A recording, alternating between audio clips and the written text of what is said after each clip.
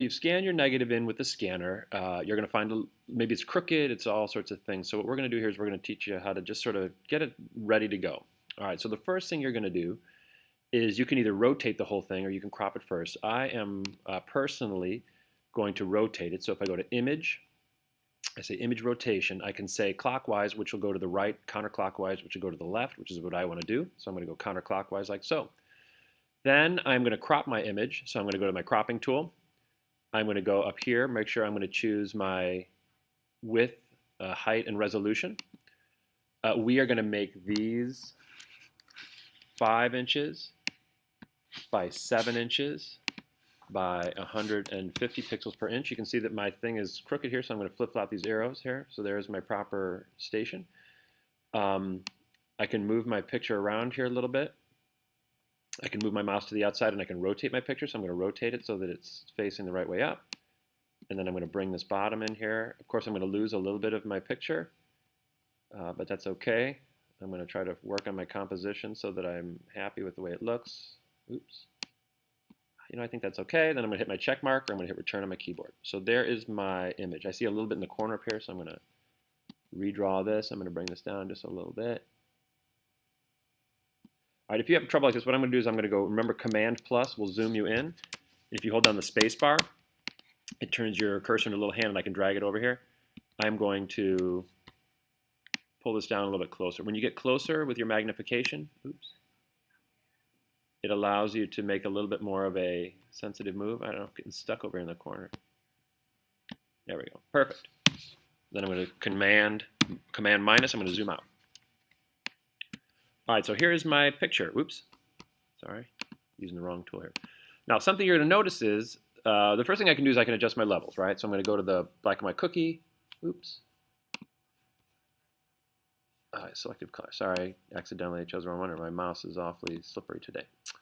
All right, levels. So I'm going to go to levels. My levels here look pretty good. I can adjust that brightness a little bit. I'm going to bring up the darker values a little, and then I can bring in my medium. I'm having trouble seeing some details in there. All right, so try all 3. This one is really going to get you the details that you want inside your negative. You just have to be careful that you're keeping an eye on the whole thing the whole time, because you're going to see shadows here. You don't want the shadows to turn black. So maybe I'll turn this down a little bit more. And you don't want your highlights to be totally blown out either. So, this really actually, the levels look pretty good, so I'm not going to do too much with that. So I go back to layers. That's without, that's with, so I just brighten it up just a little bit. All right, now the new thing we're going to learn today is if I zoom in here a little bit, this picture is ridiculous, right? But it's got all this dust all over the place, right? And what we're going to do is we're going to learn how to get rid of some of that dust. And if your picture has this much dust on it, you should actually go back to the scanner, and you should clean your negative again with the photo wipe and the dusting cloth, and you should re-clean it and then rescan it, because this is terrible. But some of your negatives are going to have a little bit of dust or scratches in them. So the tool you can actually use for this is found over here. Underneath this little guy, this little spider. Sometimes it looks like a Band-Aid. It just depends on who's using it last. There's a bunch in here, but the one thing we're going to do is we're going to use spot healing. And all spot healing does is make sure you're on your picture. So I'm on the background layer, not your levels layer. You can see that it's a brush just like a paintbrush. So you can have hardness is 100%. I'm going to soften my brush to, I don't know, like 25%. And then size, you can either adjust here, and again, you can adjust on the fly. You can use the parentheses keys right next door to the P key on your keyboard, and I can make it bigger or smaller. And all you do is just surround a little piece here and just click on it. And look at that, it makes it go away. And essentially what it's doing is when you click your mouse, it's sampling an area outside of that mouse, and it's copying it inside this little area here. So like up here, I'm going to make my brush a little bigger. I'm going to zap it, just like that. Now this works pretty well. This tool works pretty well for sort of large nondescript areas. So see there, I'm just sort of popping this out of here. But now you'll notice like something has a texture on it, like this fence or something like that. The more I use this tool down here, so I'm just going to use it all over the place over here. It's sort of smoothing that area out. And on a small picture, it looks fine, but sometimes it's going to make the picture look sort of weird. So the other thing you could use under here for now is this thing called the patch tool. And what the patch tool does is, again, you have to make sure you're on your background. If you're on levels, your layers up here, it's not going to work. On your background, you can actually circle what you want to get rid of. So I'm going to get rid of this guy here. And then I drag this to another location. And whatever I drag is going to be inside that window, and it's going to copy some of that into that window.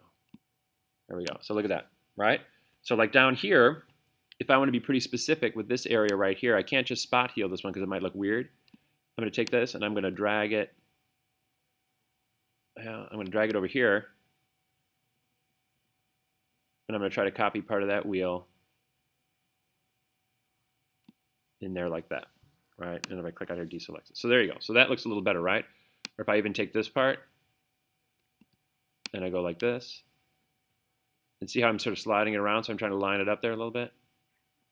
It's not going to be perfect, but that looks pretty good, right?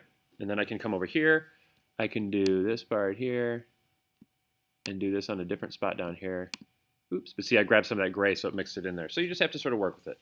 But those are the two tools. And once you get everything all saved and cleaned up, let me command minus and zoom out here a little bit. You're going to clean up the whole thing. And then what you're going to do is you're going to go to File. You're going to say Save As. You're going to change this to your JPEG. You're going to call it whatever you want to call it with your name. I'm going to save it to the desktop right now. If you need more choices, you can go here, right?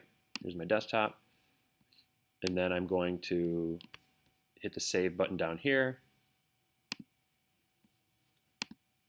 And I've saved my Dusty Negative. All right, there you go. Good luck.